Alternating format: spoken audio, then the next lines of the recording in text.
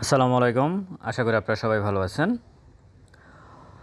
আমি দুইটা বিষয়ে কথা বলবো। একটা হচ্ছে আগামী দিনে ইন্ডেক্স পড়তে পারে কিনা, আর আপনার হাতে থাকা স্টকের দাম কোন কোন স্টকের দাম কমে যেতে পারে আরও, এই বিষয়ে কথা বলবো। আশা করি আপনারা ভিডিওটা শুনবেন এবং ভালো লাগলে শেয়ার করবেন। স্টক সাজেশন এবং পোর্টফোলিও ম্যানেজ করার জন্য ডেসক্রিপশন বক্সে নাম্বার দেওয়া আছে, যোগাযোগ করতে পারেন। প্রথমে ইন্ডেক্স নিয়ে আসি। অনেকেরই ধারণা ছিল যে ইন্ডেক্স 4500-তে চলে আসবে, তো সেটা না এসে ইন্ডেক্স 4600-তে নেমে আবার উঠে গেছে। এই মুহূর্তে ইন্ডেক্স অবস্থান করতেছে আপনার 4709, আর মুভিং অ্যাভারেজ 4719। এটা হচ্ছে মোটামুটি ইন্ডেক্সের অবস্থান। এখন আগামী দিনে পড়তে পারে কি না, ইন্ডেক্স আরেকটু পড়ার সম্ভাবনা আছে, কিন্তু খুব বেশি না। অনেকে যে 3500 বা 4000 এরকম, আমার কাছে মনে হচ্ছে না যে ইন্ডেক্স ওই জায়গায় চলে আসতে পারে। কেন মনে হচ্ছে না? এটার অন্যতম একটা কারণ হচ্ছে ভলিউম। এখানে ভলিউম ড্রাই হয়ে গেছে। আপনারা যদি দেখেন সর্বশেষ কয়েকটা ওয়ার্কিং ডেজেই আপনার ভলিউম খুব কম, মানে 250 কোটি, তারপরে যায় শেষের দিকে তো সর্বশেষ ওয়ার্কিং ডেজে সম্ভবত 224 বা 29 কোটি টাকার লেনদেন হয়েছে। মানে 300 কোটি টাকার নিচে ভলিউম চলে আসছে। এটার অর্থ হচ্ছে যে কোনো জায়গা থেকে এখন আর কেউ শেয়ার সেল দিতে চাচ্ছে না। আপনার কেনার জন্য কিন্তু লোক আছে, মানে সরি, আপনার স্টক কেনার জন্য কিন্তু কেউ না কেউ আছে।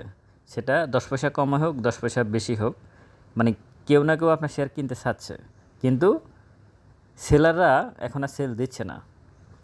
ভলিউম কমে যাওয়ার অর্থ হচ্ছে এটা।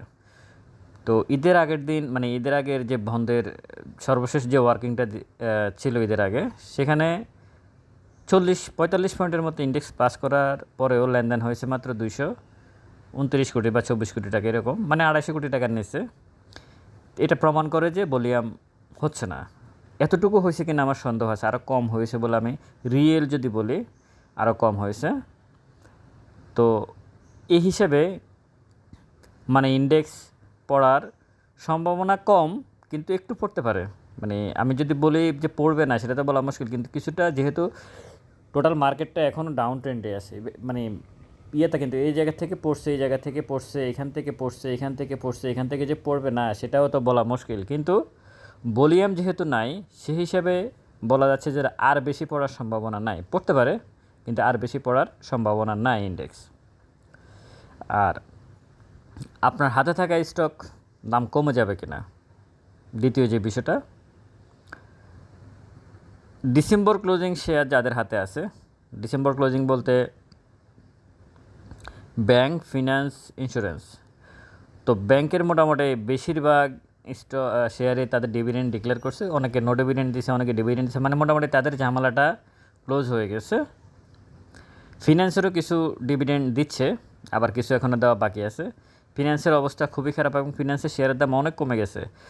এই রাশেদ মাকসুদের আমলে এবং শিবলি কমিশনের শেষ সময়ে সবচেয়ে বেশি ক্ষতিগ্রস্ত হয়েছে ফিনান্স সেক্টর, সবচাইতে বেশি, এতে কোনো সন্দেহ নাই। এবং ইঞ্জিনিয়ারিং সেক্টরও ক্ষতিগ্রস্ত হয়েছে। যাই হোক, আমি ডিসেম্বর ক্লোজিংয়ে কথা বলি।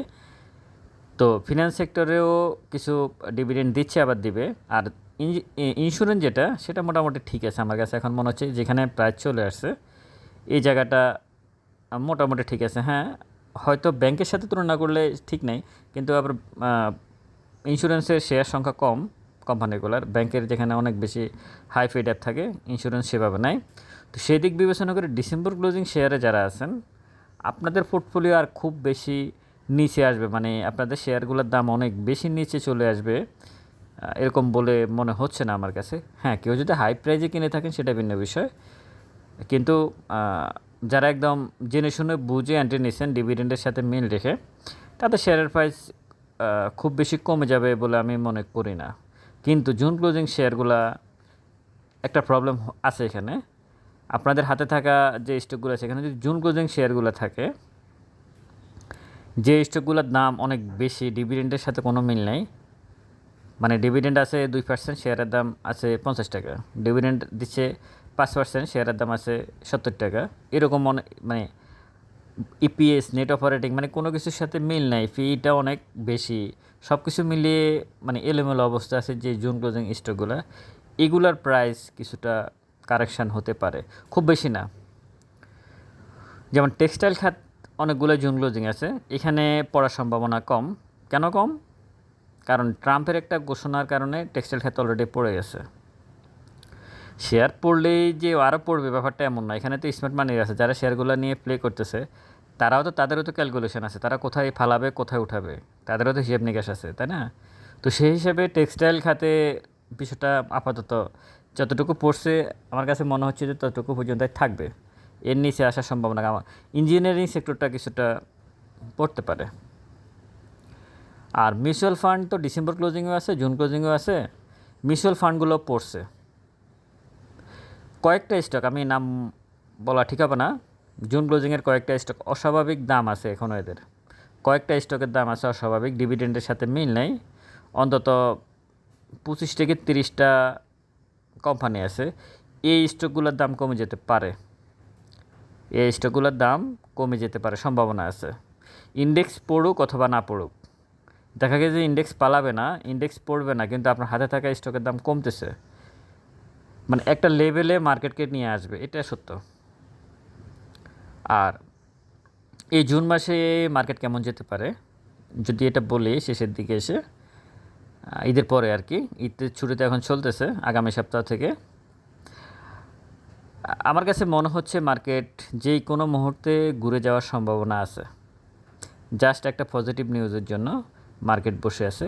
তবে হ্যাঁ, আগের প্লেয়ার যারা তারা আর মার্কেটে থাকবে না, নতুন কেউ হয়তো মার্কেটে ইন করেছে বা করবে, আমার কাছে মনে হচ্ছে করেছে, এখান থেকে হয়তো ঘুরবে।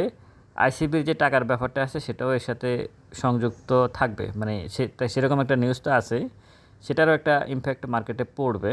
আশা করা যায় যে গভর্নমেন্ট আইসিবিকে কিছু একটা ফান্ড দিতে পারে, কারণ এই পুঁজিবাজার নিয়ে সরকারের সর্বোচ্চ পর্যায় পর্যন্তই আসলে এটা জানে যে মার্কেটের বর্তমান পরিণতিটা কী, পরিস্থিতিটা কী। আর বিএনপি যে কথাগুলো পুঁজিবাজার নিয়ে বলছে আমির খসরু মাহমুদ চৌধুরী বা অন্যান্য যারা আছেন, ন্যাশনাল ব্যাংকের চেয়ারম্যান, ওনার নাম এই মুহূর্তে তো আমার মনে নাই, ওনার যে তাবিদাওয়ালের বাবা, উনি তো ওনারা যে কথাগুলো বলছে এটা রাজনৈতিক বিষয়, ওগুলো রাজনৈতিক নেতারা এইভাবে বক্তব্য দেয় সেটা ভিন্ন বিষয়।